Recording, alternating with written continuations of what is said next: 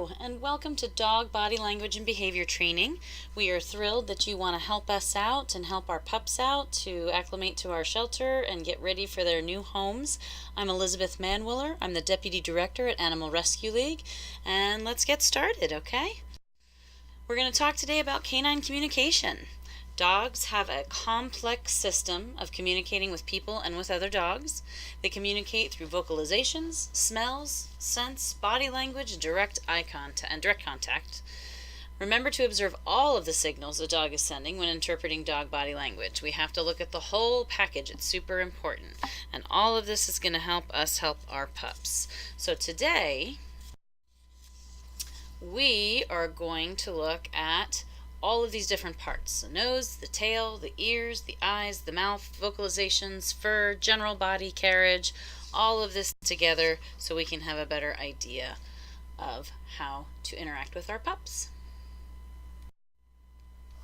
Nose, we're going to start off with. Smell is the main sense dogs use to understand the world around them.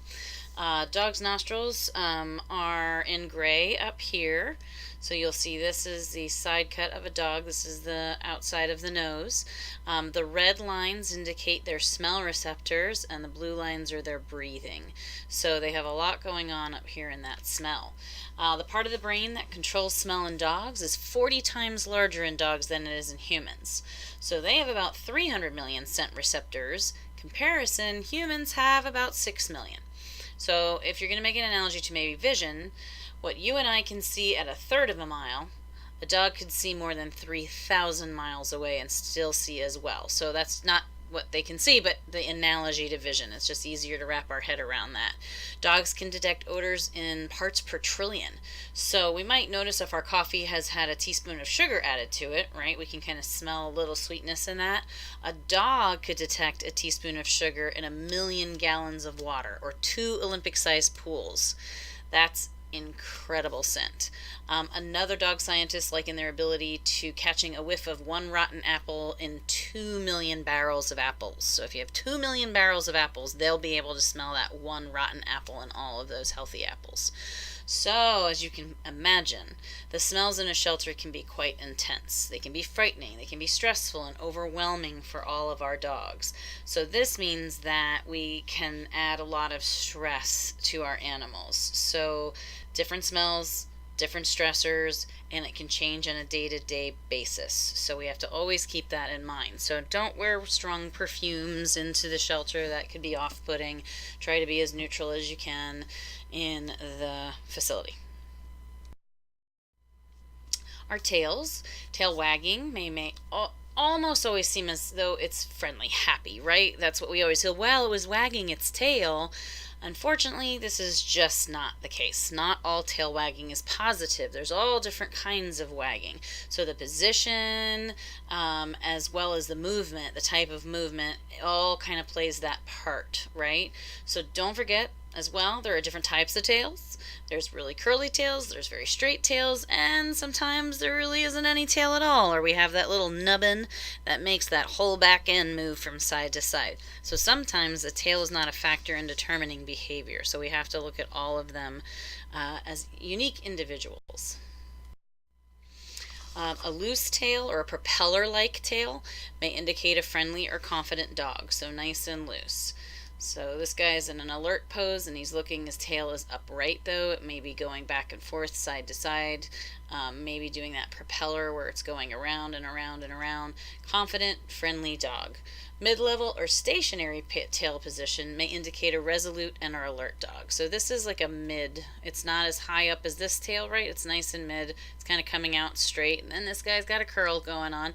Sometimes they can get it out totally straight, but that is still kind of looking that resolute or alert. A tucked tail indicates a fearful dog. I think we can all relate to that. We have those little puppers that are just really scared. This guy is definitely more nervous. His head is down low and his tail is tucked real tightly between his legs. And a high tail that is flagging or quivering may indicate a dog ready to fight or defend himself if he's challenged. So nice and high might be quivering or shaking there, flagging back and forth in a flag-like fashion. So we're going to look at that in addition to all of the other things on our dog. Ears. Ears, they're held in a natural position, a neutral, natural, depending upon the breed of dog. Obviously, all different dogs have all different kinds of ears, right? You have your floppy ears like this guy, you have your upright bat ears like this dude here, right? So it might be nice and comfortable. This guy is in a nice, comfortable, relaxed position. His ears are neutral, kind of to the side, a little down, nice and relaxed. Slightly pricked forward and alert can be an alert dog. Ears will usually be directed towards what they're interested in, so or they will periscope around to pick up different sounds from different areas to kind of suss out the situation. Ears that are laid back against a dog's head, like this guy here, indicates the dog is fearful, submissive. They're laying flat. They are making himself look as small as he possibly can. So the ears go back to make himself look small and indicate he is not a threat at all to anybody. Ears that are held up forward, like this guy here, obviously does not really want us to come up any closer to him. They are forward. They may indicate a willingness to fight or aggress towards someone, but a dog feeling aggressive may also have his ears down, again trying to make those ears small. If he feels like he is in a situation he may have to fight, he wants to tuck those ears away so they're not an easy target for the other animal or person.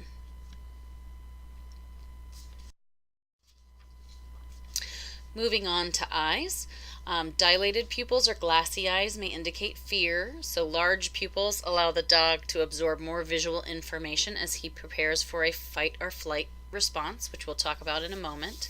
So they may be large, dilated, glassy, and that can indicate fear. Whale eyes, which is what you see up here in this pup, is where you can see the whites of their eyes. So they don't want to move their head towards the person or towards the threat.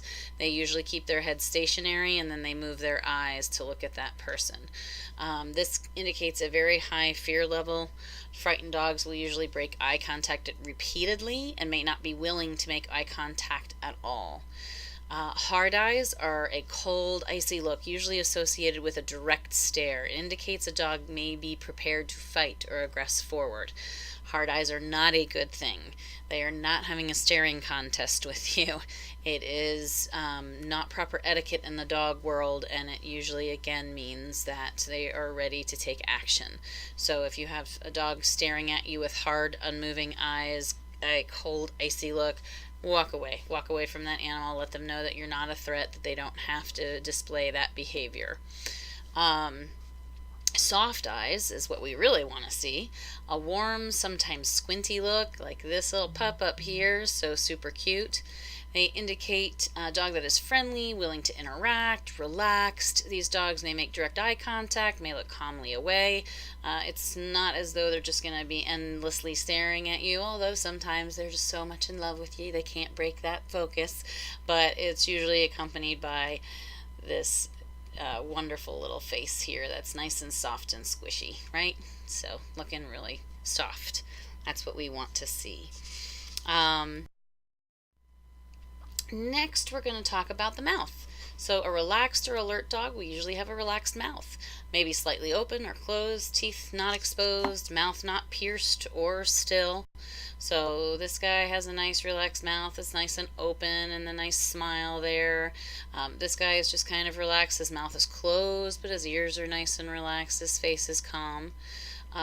This dog is that dog again that has the nice big bat ears, and again his mouth is pretty relaxed. It's closed because he's alert, he's looking at something, but he's relaxed. His mouth isn't pierced. As this dog, you can easily see those lips are pulled real forward, they're tight over top of the teeth, and a very nervous little pup. Here you can see his mouth rather clearly. So he's frightened or uneasy. He may pull the corners of his lip back.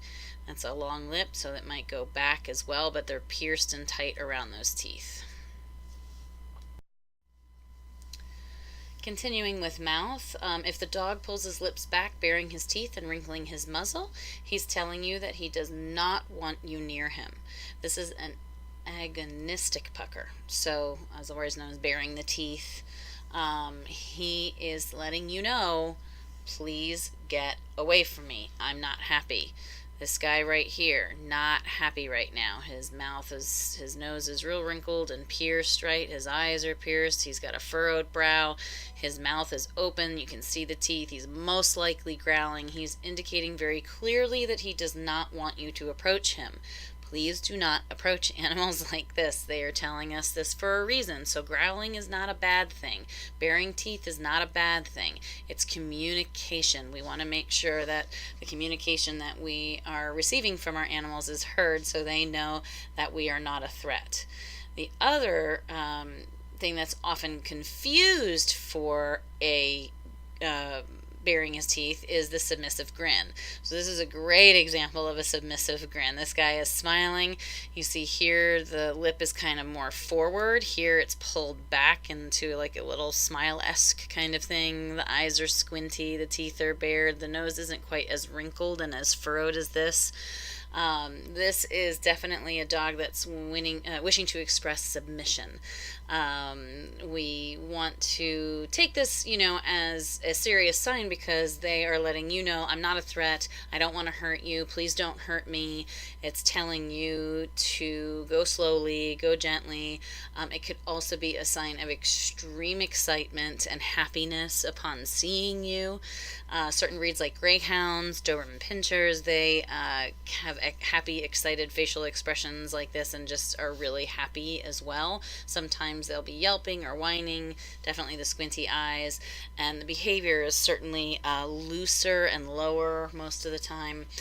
It's pretty easy to tell the difference when you're looking at the whole package. So we always have to look at all of the body language to determine that dog's intent, and this is a great example of that because we certainly don't want to mistake a submissive grin for an aggressive act.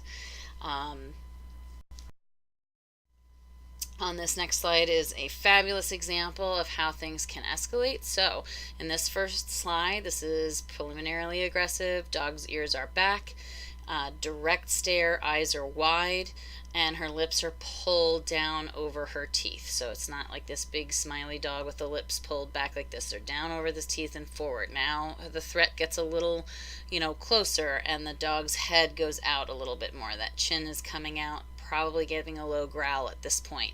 Now the threat comes even closer, and this dog has no choice but to let it know in no uncertain terms that this is not okay. So we're showing our teeth. The lips are forward. The nose is definitely pierced and wrinkled. The dog's head is even lower, and if you'd see the whole body language, she's probably either forward or back depending on how she's feeling. She's probably forward right now saying, really seriously, don't come any closer to me. And we'll look at the other behavior positions in a moment, so the whole body. Here she is actually doing a submissive grin, so you can see the body language is very different. Head is up and raised, the mouth is open, there's not quite as much wrinkle here, and the eyes are a little more squinty. Ears are still back, so they're still back in both of them. They're making them as small as possible, but the one paw is up. This is definitely more of a submissive position versus this. All four paws are on the ground and they're very intent towards the object that's coming to them. Another great example, this is the same dog, this black dog right here.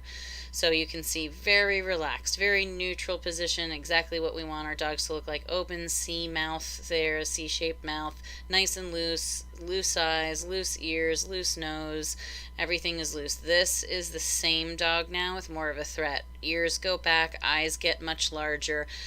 We're beginning to pierce our lips together, right? The lips are pulled over top of the teeth. A lot more of a warning sign there, a lot more nervous dog. So those are the distinct differences. Great slide for that. Vocalizations, super important. Dogs also talk, right? They make all kinds of fun sounds.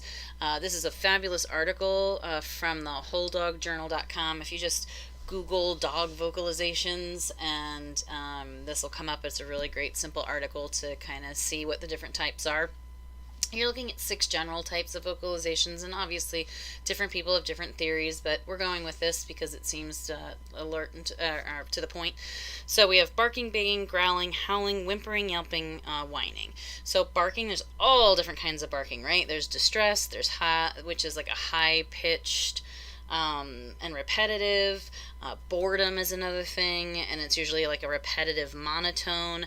Alert and alarm are two things that can go very closely together. So alert is usually like, hey, I think something's coming. I'm on alert. I'm trying to figure out what it is. And that's usually sharp staccato kind of barking. Whereas alarm is, hey, there's someone coming. I knew I was right. I was alerted to something, and now I'm alarming you that someone is approaching our home or something is happening, and I'm alarming you. And alarm is going to add a note of intensity to that bark, right? It's going to kick that up a notch. Demand. I'm sure if any of you have dogs at home, you're familiar with demand barking. I know I am. My guy needs his nightly treat every night, and if he doesn't get it when he wants it, he will demand and do sharp and persistent, directed directly at me until he gets his nightly treat, and then we're all back and fine and quiet again. Fearful is usually low and fast, and then obviously there's pleasure barking as well, where we're excited and happy, and it's usually, again, a playful sound, a happy sound, and obviously accompanied by happy body language. Baying is deep-throated, prolonged barking. Definitely different than howling. It's more like deep in the chest. You're going to see that with a lot of scent hounds, hunting dogs, things like that, who are, going after their quarry. Growling, definitely another one of those things where people think growling is a negative. Not always a negative. Growling can be many, many different things. It can be warning, and it can be play or pleasure. One of my dogs, again, is really loud and vocal when she plays, and it sounds very scary. However, she's playing and having a really great time. You can see it, but sometimes it puts people off because she's really loud and silly sounding, versus a warning where you can look at the rest of that body language and know, hey, back off. I don't want you to approach me anymore. Again, not a negative thing. It's communication. It's okay that they growl. It's how they let you know how they're feeling.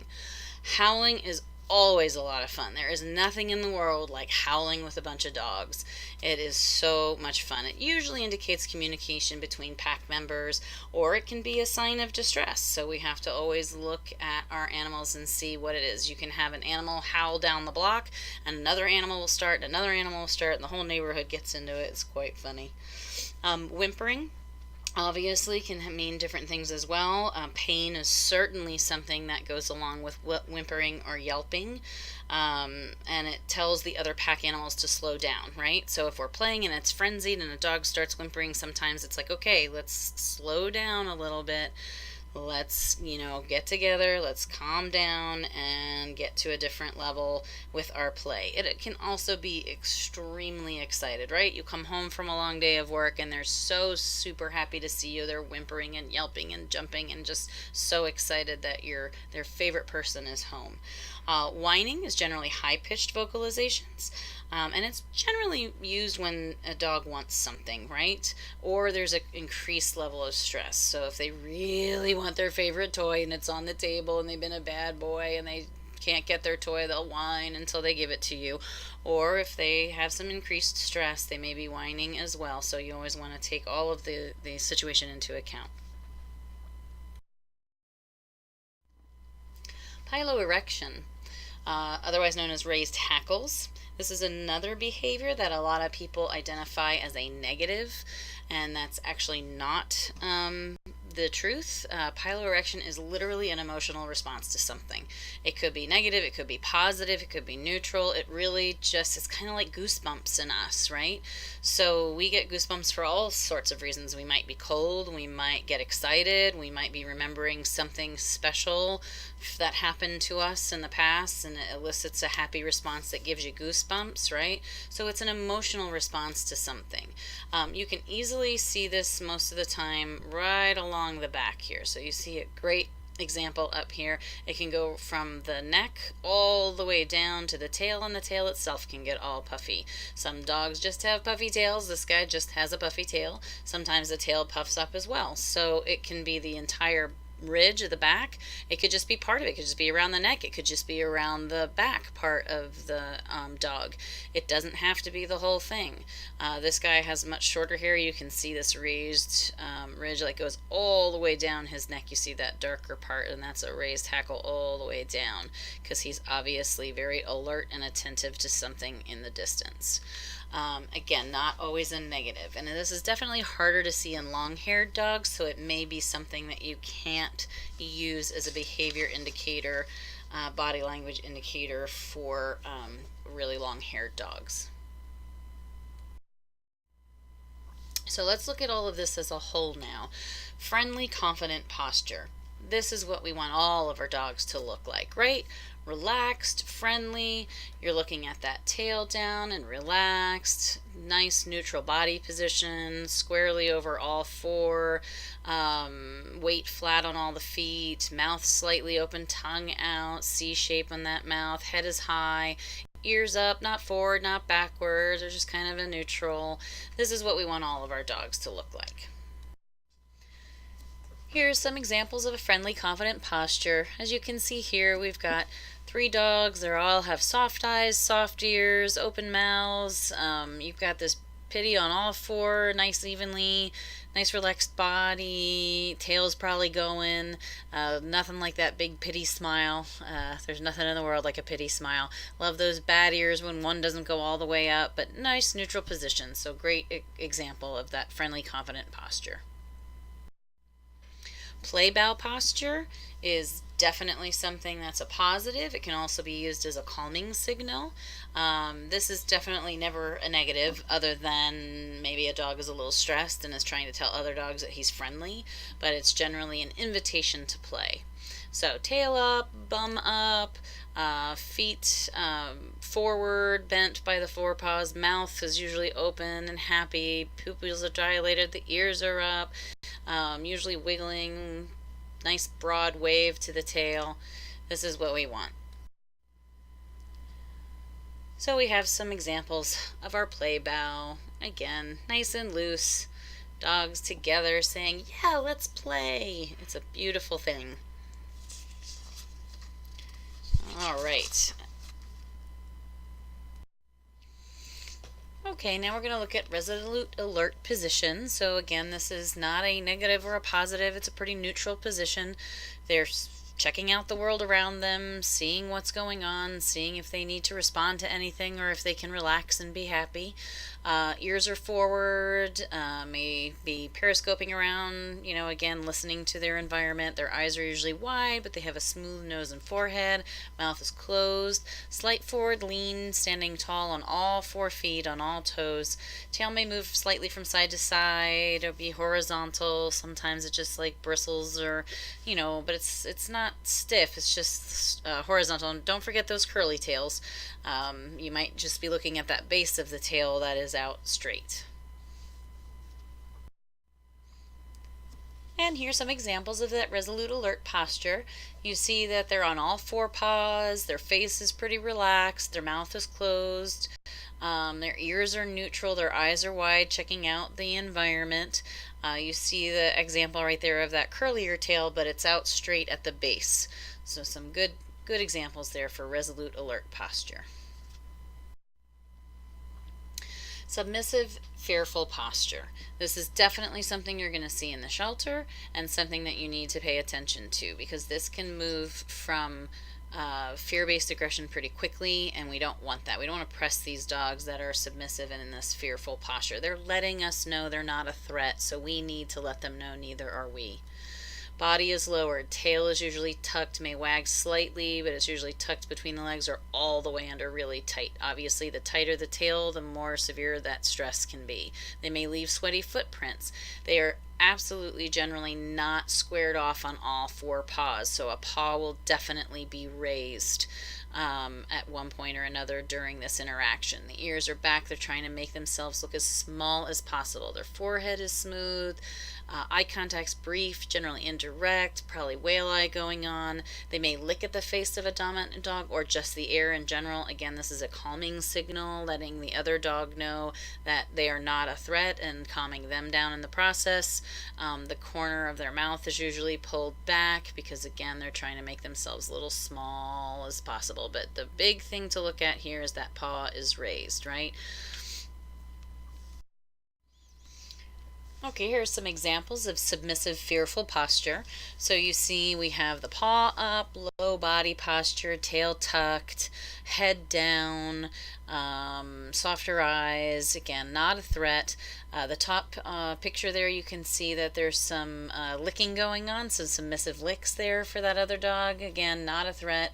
And then you see on the bottom here, this dog is starting to roll over on his back, tail is tucked, and we're going to talk about that in the next slide. Total passive submission, extreme fear. Now this is when we really get into that next level, right, where this guy is just saying, I am as small as I can, I am completely not a threat to you, please, please, please don't approach me, please, please, I'm very nervous. You can definitely see that submission urination going on in this situation, and sometimes it's urination could be an excitement thing too, right? They're excited to see you so they can't even handle themselves. But submission extreme fear urination is definitely different, and you'll see the different body language, right? He goes right on his belly, the tail is super tucked under there, ears are flat and back. This is the most vulnerable position a dog can be in, so he is sending a very clear message that he is not a threat. Head turns to avoid direct eye contact. Eyes are usually squinty and partially closed. Nose and head, forehead smooth, corner of the mouth is back again. There's a distinct difference between this dog up in the top and this dog in the bottom. Which one would you want to go in for belly rubs?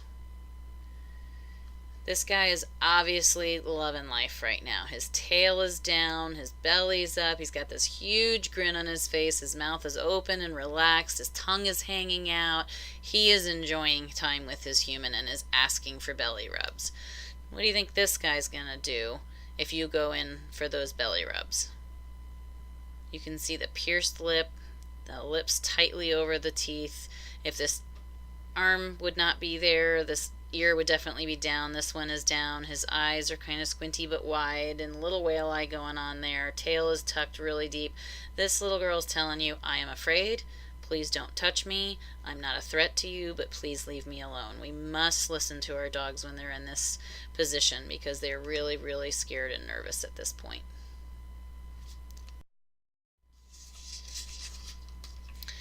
Offensively aggressive.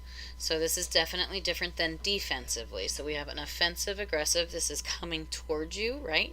So this is letting you know, please do not proceed any further. I do not want you to be in my space. You are looking here at a dog that definitely will probably have raised hackles, if you can see that. Tail may be bristled, maybe stiff or quivering or vibrating. Ears are forward or they may be down, but ears are usually forward. Forehead maybe show the wrinkle, the nose is getting wrinkled, the lips are curling, you have the C shape to the mouth, the teeth are usually being bared, you're usually having some growling or barking of some sort, and they're very stiff-legged, and the weight is over their front legs, right? All four paws on the ground, weight over their front, being offensive, going on the offensive and telling you, please don't proceed.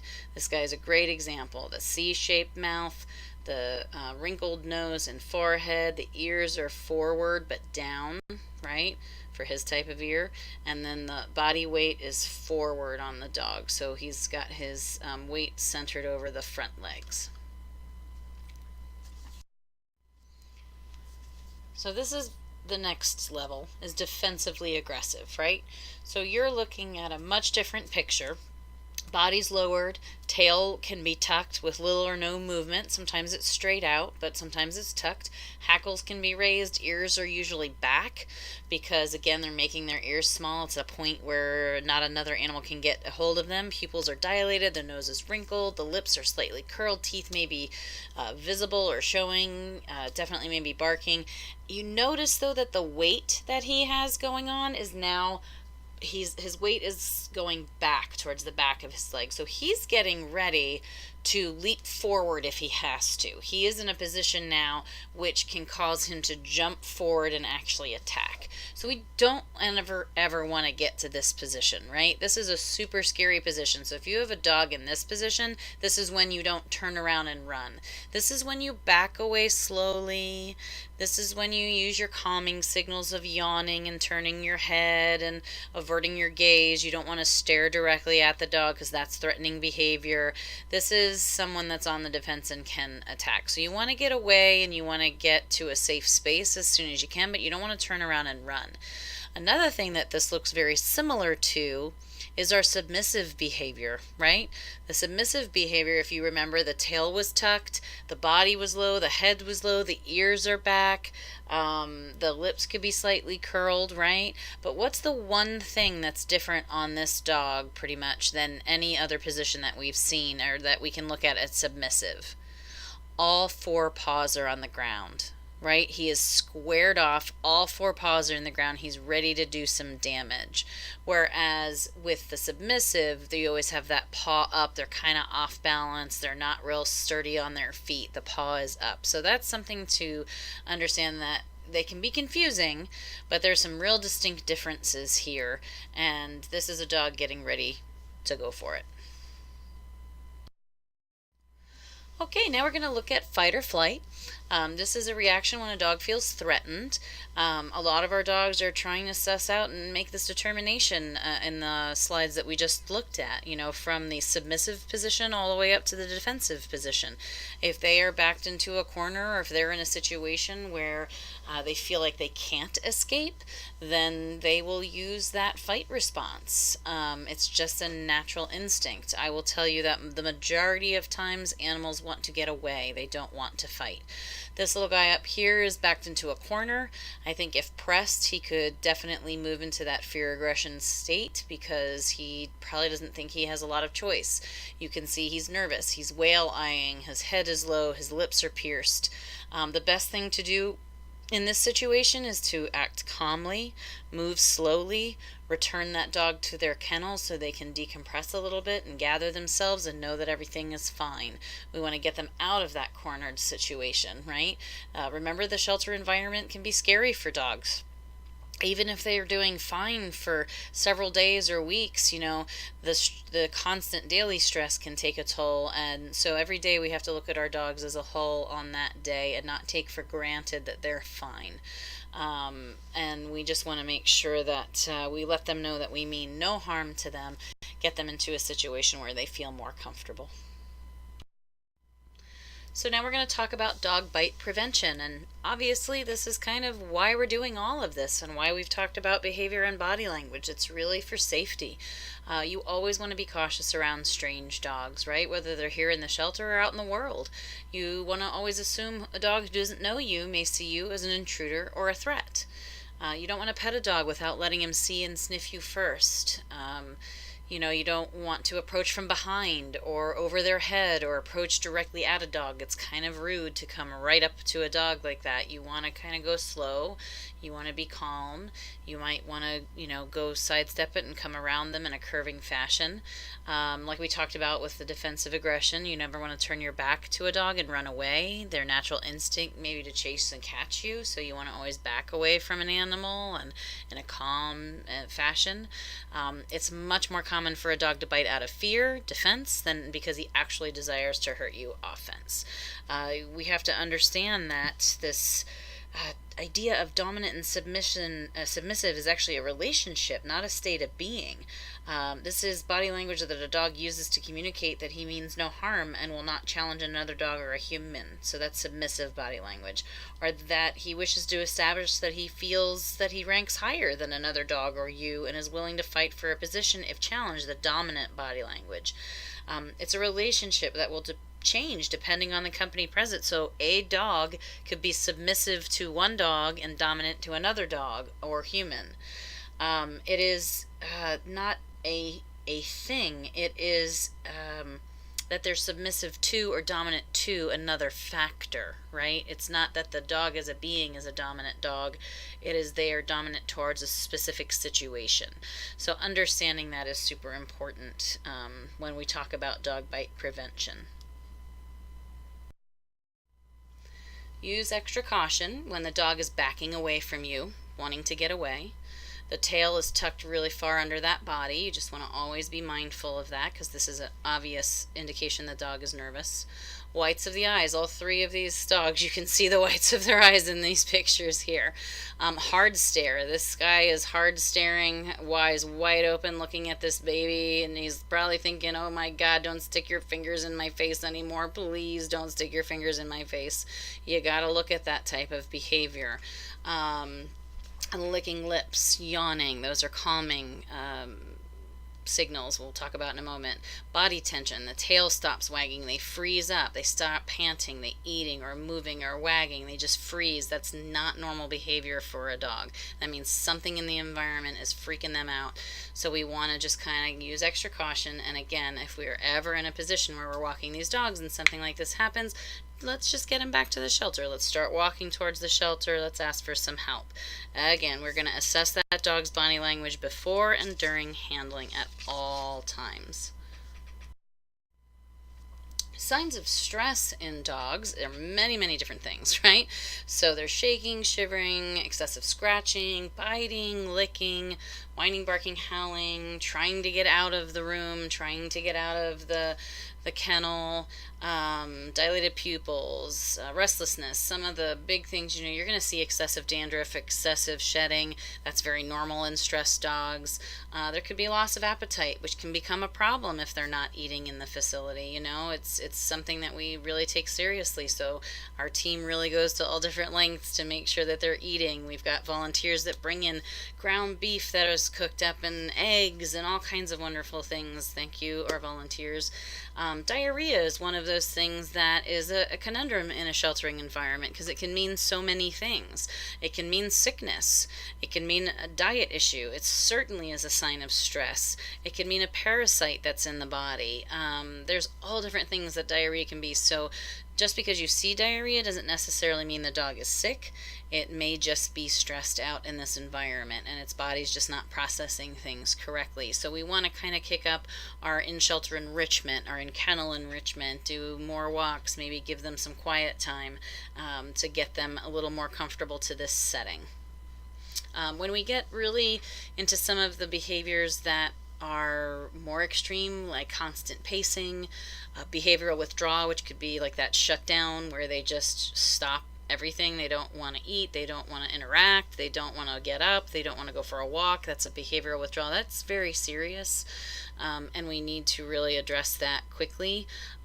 We may need to find rescue placement for them, get them out of a shelter environment into foster, something that gets them out of the shelter for a little while to kind of decompress from the stress of the shelter, but that can get very serious. If a dog is particularly stressed, put a towel or a blanket or some paper or something over their door to at least reduce the surrounding stimuli. We have some really great kennels here where they're indoor-outdoor for all of our dogs, so that kind of is nice because they can have that roam, but sometimes there's just too much stimulation, so you just want to cover them up. We always have to remember all dogs are individuals, right? It's not about the breed, it's not about the type, it's not about the age. It's really about that individual. So each of these behaviors can be seen in any breed. Dogs feel stress coming into a shelter environment. They need time to warm up to you. So it's best to keep dogs away from each other when they first come into our care. Our staff here will definitely do some dog-to-dog work. We're looking at all different ways to do play groups and things like that for our animals, because sometimes that's what they actually need, is they need more interaction with other animals. That can reduce their stress, but we want our staff to be leading that charge. We do not want our volunteers to be taking it upon themselves, because it can get ugly really fast, and we don't want to put you or other dogs in harm's way. But we're working on some really cool programming for our future that you can definitely be involved with, so stay tuned for that. Trigger stacking is something that is very important to understand. So multiple stressors occurring at the same time. This can cause any dog to bite. So, like other large dogs might make your dog really nervous, but it's just a large dog. And now someone comes over at the picnic and starts patting, Jojo on the head, but there's also other dogs around, but I don't like being pat on the head. And then all of a sudden a loud, truck, 18-wheeler might go by, and this really loud noise is happening. And now all this stuff is happening at once. And next thing you know, the dog is, biting out of fear, out of stress. So, it's really important to understand the environment around you and to look at, again, the dog as a whole, and always looking at that, body language that they're communicating with us, so we can maybe not stack all these triggers and understand that the more the dog gets stressed, the more likely the bite potential becomes. Also, the canine ladder of aggression is something to understand, and this is a really great example of when we're not listening to our dogs. So when you start seeing the green behaviors down at the bottom, it's the dog telling you he's uncomfortable. Be observant. Listen to what the dog is telling you. Dogs don't bite out of the blue without any warning at all. There are usually signs, and sometimes they're very subtle, but there are usually signs. Pats on the head, staring directly at them, yelling or threatening things. So, if they're uncomfortable, they may start yawning, blinking, nose licking. That's a calming thing. Turning the head away, turning the body away, walking away. The ears go back, they start crouching and their tail gets tucked, then they're lying down and the leg up, and all of this stuff is just growing and growing and growing. And now we're not listening. They stiffen up and they're staring, we're not listening. They start to growl and we're still not listening, and then we're going to lead into that snapping and biting. And this is what we want to avoid, right? We want to look at these things and recognize them for what they are, so we know what to do before we even get up to this level on our ladder, okay? That's what this whole thing is about. So now we're going to talk about calming signals to prevent all of this, hopefully, or at least recognize it and be able to do more for our animals. So calming signals, otherwise known as displacement behavior. This is a form of canine communication that uses body language to diffuse a perceived threat, right? So they use it to try and reduce or avoid a threat from dogs or people by sending signals that say, I'm not a threat to you. It's used to calm down nervousness, fear, noise, minimize unpleasantness. They use this to resolve conflict within the group. And we can use these calming signals to help our pups. So we can do them as well. Obviously these are dogs that may be feeling uncomfortable, so we have to always respect what they're communicating with us. Okay, here are some great calming signals. Always want to move slowly, right? Dogs move in an exaggerated slow motion when they're interacting to diffuse tension of meeting each other. So if slow approaches are the polite way to meet, it helps to explain why people or objects that approach quickly may be startling and perceived as a threat, like joggers, bicycles, people that run straight up to that dog. Moving in an arc when you're approaching them is also really important. Rarely will new dogs meet each other head on. So coming around in a bit of an arc to that dog is also a way of letting him know you're not a threat. Sitting, lying down, you'll notice one of the best things you can do is go to a dog park and interact with, and just watch, the interactions in the dog park. A lot of times dogs will be playing, and all of a sudden one drops to the ground and lays down. It's just to kind of calm that play down and recenter themselves before they start again. Blinking, averting eyes, turning away, these are all things that you can do to show a dog that you are as well not a threat, and how they show each other they're not a threat. Sniffing at the ground, dogs will do a lot. No, I'm over here smelling this really interesting spot. I'm not a threat. It's really okay. I'm just going to stay here. Now, it might look a little silly if you go and sniff the ground, but one of the things you can do is you can kind of use your foot and push at the ground in that same fashion. It'll do the same thing. Yawning, wonderful thing. You'll see me do it a lot. I'll walk up to a kennel, I'll be a big yawn to the dog, turn my head, and kind of walk away and let them know that I'm not a threat. Really, really great thing to do is yawn. You might feel a little silly doing it, but when you see the reaction, it really works. Lip licking, there's a picture of that right here. Quick licks may go unnoticed, might be a little larger, might be licking other mouths of the other dogs. It's a gesture indicating that they're not a threat. Shaking off as well. My dog used to shake every time we crossed the street, and I could never understand why he stopped and shook in the middle of the street when we wanted to get out of the street. And then I learned that it was a calming signal. He got more nervous when we were on the street. He could probably feel the cars under his feet and everything, and he was shaking off that nervous tension. Splitting, you can see it when one dog will go in between two other dogs or people. Again, this is to calm things down, take the pressure off, and can sometimes be seen during rough play. Art of the Dog has a great article for calming. There's also some really great books out there on calming signals, so I recommend those. So, like I said, you can imitate these dog calming signals. It's most useful when meeting a new dog. If a dog is fearful, agitated, you can offer these signals to help settle them. It's going to make your experience with them so much better. Turn sideways, crouch down, approach in a curving pattern, yawn, we just talked about. Investigate the ground with your foot, simulates that smelling thing. Turn away. It's also useful when a dog is jumping on you. If they're jumping and jumping, just turn away and don't interact with that dog at all. Just like totally ignore them. It's not what they want, and they'll stop that behavior. Avert your gaze. Some of the things that you really need to avoid, however, and it's really, I can't stress it enough, is staring directly into a dog's eyes. I see it all the time. People think that they're going to be the alpha, so they lean over the dog, they stare directly into the dog's eyes, they challenge them, they think they're establishing themselves as an alpha. That's not a thing, and it just is rude, and it more often than not gets behavior that you don't want, approaching that new dog head on. So please avoid all of those things. It is just not something that's real, so we ask that you please don't do that. So here are a couple of slides just showing you, I'm sure you've seen these before. You can easily download them online as well. They're everywhere, doggydrawings.net. They're around our facility, and they're just kind of really cute little sketches as far as body language is concerned, and some really good calming signals to do. Another one with Tano. It's really great. There's so many wonderful resources out there, and it's so important for us to utilize them. So if you have any questions, please feel free to email at us at volunteer@berksarl.org. Or during your in-shelter training, please feel free to ask the person training you anything that may have come up. Again, I encourage you to spend some time at a dog park and or your dogs and your family or your neighborhood, if they get together and play. It's a really great place to kind of sit and just watch this stuff and learn. We cannot thank you enough for your time, your care, your dedication to our animals, to our organization. We are thrilled that you want to be part of our team, and we really look forward to seeing you in the shelter. Thank you so much.